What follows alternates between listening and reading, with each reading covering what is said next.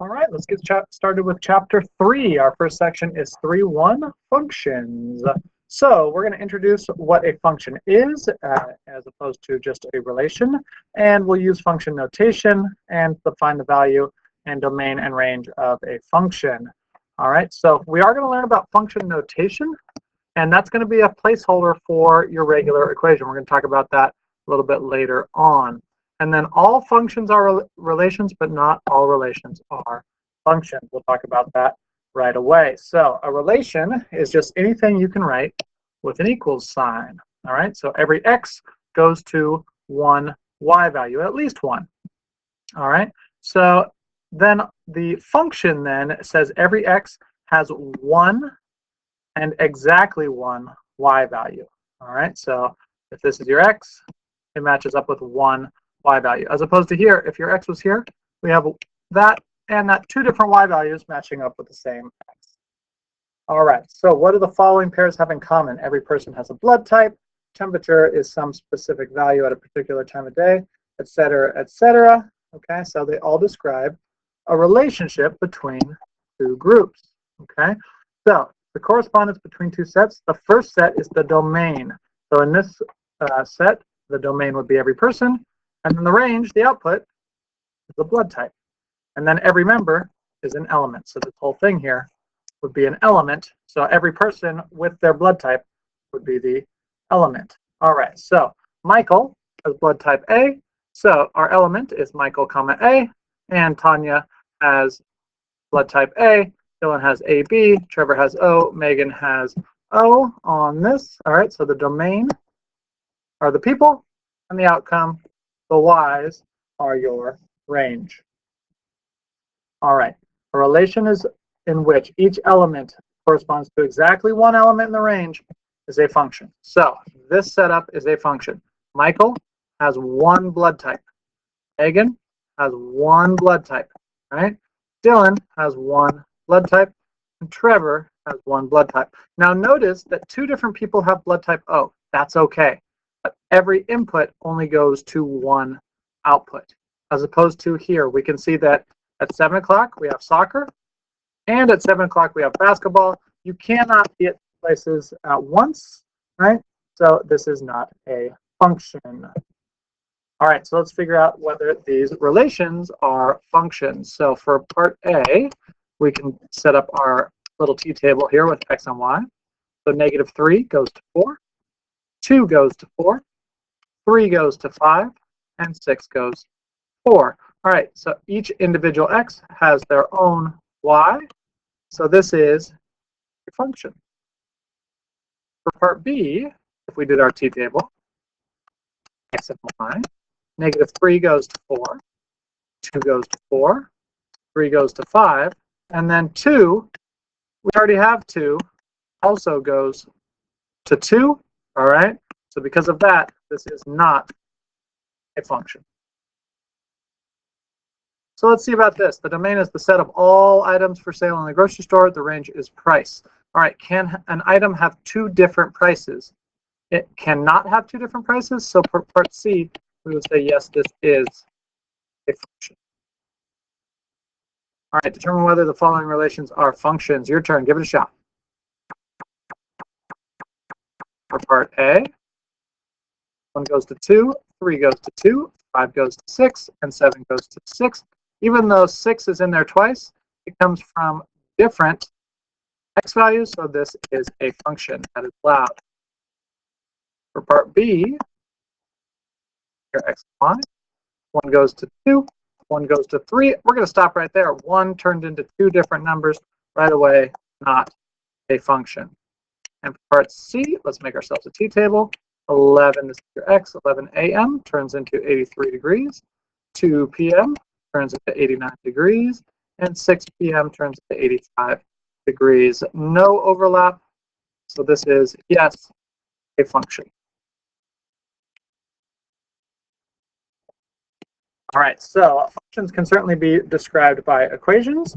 And your x value will be your independent variable, and your y will be your dependent variable. We've seen this in a previous video. So let's see some equations that represent functions of x. So y equals x squared y equals absolute value of x, y equals x cubed. Those are all functions. All right, so these are not functions. X equals y squared, no. X squared plus y squared, no. X equals absolute value of y, no. And what's happening here is that x equals y squared, you could have two different y's. Two different y's. Absolute value doesn't have a squared, but absolute value could be plus or minus. So any situation where the y could be a plus or a minus, it's not going to be a function. We can see this graphically. So y equals x squared, y equals absolute value of x, y equals x cubed. And these are the ones that cannot. So what's in common here? The ones that do not fail all the vertical line test. If you pass a vertical line through your function, through your relation, sorry, and it touches your graph in more than one place, it is not a function. If we look at this, any vertical line we pass through it could only touch our graph in one place. So this is a function. All right, so that's your vertical line test. So quickly, using the vertical line test, is A function? No. Is B a function? Absolutely. There's no place that I could draw a vertical line and touch 2 points. This is a yes. All right, so your turn. See if this equation is a function. Okay, so vertical line test, x minus 3 squared, y plus 2 squared. This is a circle with a center at 3, negative, with a radius of 4. 1, 2, 3, 4. 4 would be something like this. But we don't really need to be precise. It's just saying, is this a function? Definitely not. Would not pass the vertical line test. Okay, function notation. This gets a little tricky until you get it, and then it's going to be an easy thing for you once you get it. So we can say y equals 2x plus 5 defines y as a function of x. All right, so it passes the vertical line test. The output is found by taking 2 times x plus 5. So we're going to just give this function a name. Oftentimes we'll use the letter f because function starts with f, right? So we're just going to say, instead of y, we're going to say the result of a function, of this function, if we input x, is 2x plus 5. All right, so f evaluated at x. This does not mean f times x. It does not mean that at all. It just says plug in an x and get out a y. So f of x does not mean f times x. Okay, we use f and we use capital F a lot because function starts with f, but you can use any letter you want. G and capital G, anything is fine. And oftentimes we use x for our independent variable, but again, you could also use any letter you want. It's just a variable. T is used a lot when time is our input. So let's try this. Given the function f of x equals 2x cubed minus 3x squared plus 6, find f of negative 1. This is saying if x turns into negative 1, what do you get? So let's go ahead and plug in negative 1 everywhere we see x. So we get 2 times negative 1 squared is 1 minus, is this a squared also? Sorry, that's a cubed. Negative 1 cubed is negative 1. And here we would have 3 times positive 1, negative 1 squared, plus 6. And so we would have negative 2 minus 3 plus 6. And that turns out to be negative 5 plus 6, or negative 1. So f of negative 1 equals negative 1. Now, that's useful because we now know the x, negative 1, and the y, negative 1. So we've just found a point on our graph. What we're not going to do is divide by negative 1. We're done. The other thing you could say is y equals negative 1 if x equals negative 1. All right. This is also useful if we are given the graph. So it says find f of 0. This is saying figure out what the y value is, the output, if x is 0. So here's x is 0, so y is 5. Here's x is 1, so y is 2. If x is 2, y is 1. This says 4 times f of 3. If x is 3, then y is 2. 4 times that is 8. Find x such that f of x equals 10. So this is saying, come back, this is saying find the x when the y is 10. I see a y of 10, so our x equals 5. Find x such that f of x equals 2. This is saying the y is 2. I see that in 2 places, actually. So x equals 1 or 3. All right, your turn. See if you can do these 4 problems. So for part A, f of negative 1 if x is -1, then y is 2. Part B, if x is 0, then y is 1. Or C, if x is 2, then f of 2 equals -7. So 3 times that is -21. And find the x value that corresponds to f of x equals 0. So that's saying when the y is 0, what is x? And so for part D, that answer is 1. All right, evaluating functions with variable arguments or inputs. So we're going to do this the same way. We're just saying what happens if we input x plus 1. F of x plus 1. Whenever you had, if wherever you saw an x, you wrote down instead x plus 1. Instead of an x, so -3. Instead of x, we write 1. So x plus 1 squared is x squared plus 2x plus 1 minus 3x minus 3. We have to distribute that negative in. We'll have x squared. Plus 2 minus 3 is minus x. And plus 1 minus 3 is minus 2. All right? So that's what f of plus 1 equals. Okay. Now it does say simplify this if possible. Does this factor? Yes, it does. So we have to say x minus 2 and x plus 1. That's what f of x plus 1 would simplify to. So at that point, it's just the algebra, but this is the substitution of it. All right, give it a shot. So what is g of x minus 1? That is x minus 1 squared minus 2 x minus 1 plus 3. So we have x squared minus 2x plus 1 minus 2x plus 2 plus 3. So we have x squared minus 4x plus 1 plus 2 is 3 plus 3 more is 6.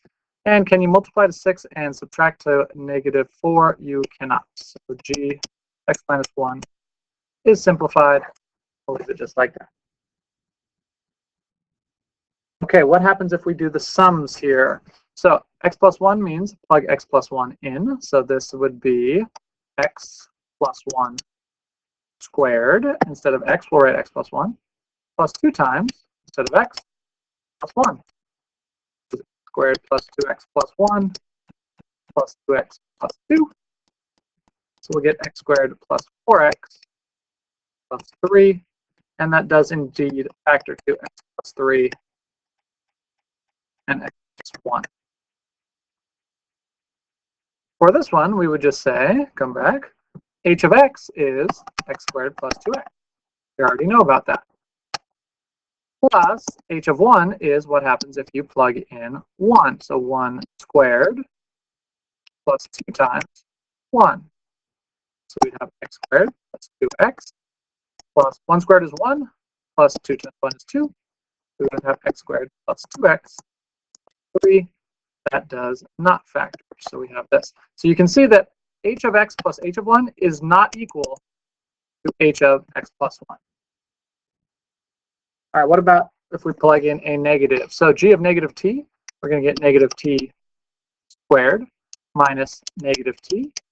So this is t squared. Minus a negative becomes plus t. Factor out the t, t of t plus 1. What happens on the negative here? So negative g of t is equal to that. So we, instead of writing g of t, we could write t squared minus t. So this is negative squared plus t. And so you can see that these two things here are not equal to each other. This one factors out to negative t, t minus 1. And what about if we divide? So 1/2 means plug in a half wherever you see the x. This would be 3 times a half plus 5. So this is going to be, let's just call it 1.5. We can do it as the decimal.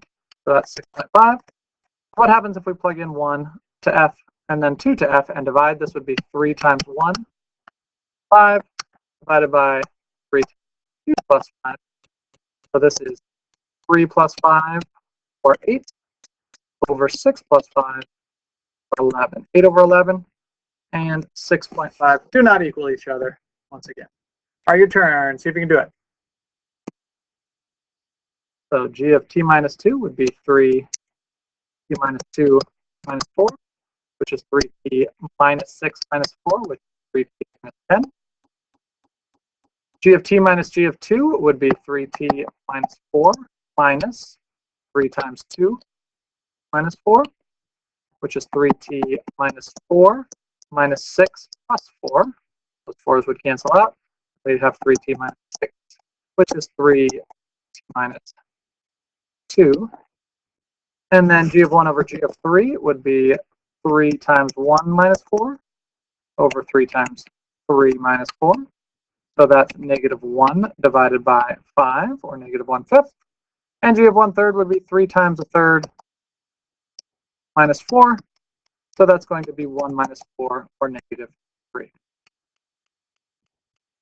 All right, let's talk about the domain of a function. In the domain of a function, you cannot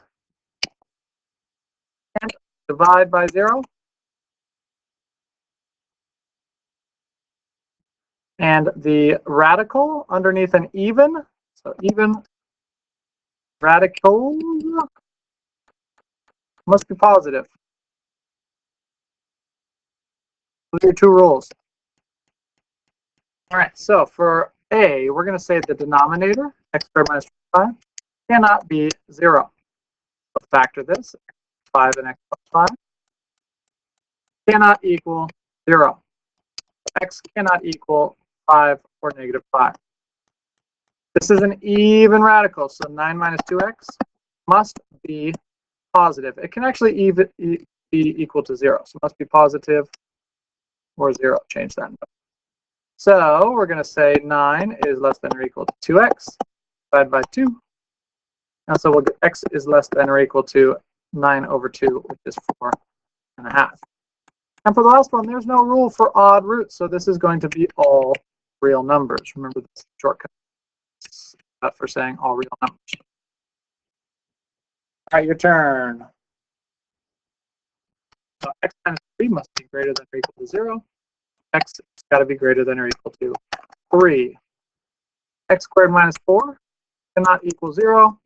So x minus 2 times x plus 2 cannot equal 0.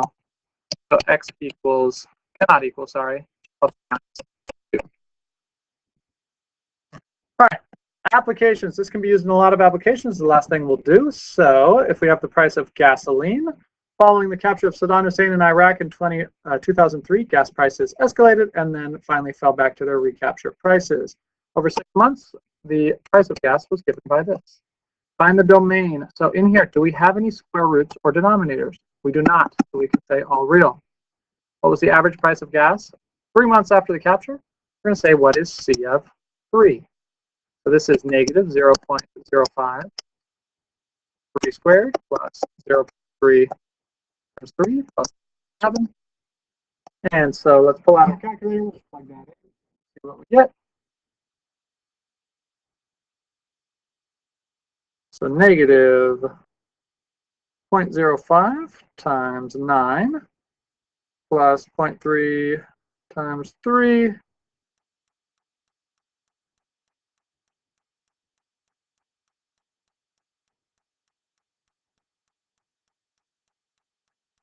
plus 1.7 gets 2.15. So 3 months after capture, the price of gas was $2.50. All right, last one here. What are the dimensions of the pool? Express the volume of a 30 by 10 foot rectangular swimming pool as a function of its depth. All right, so volume is going to be length times width times its depth. How deep is your pool? So we know this is volume as a function of depth would be 30 times 10 times d for depth. So v of d, we could say, is not as 900. 300, 30 times 10, d. That'll do it. A lot going on here, but I think you can do it, and we'll tighten anything that you don't understand up in class.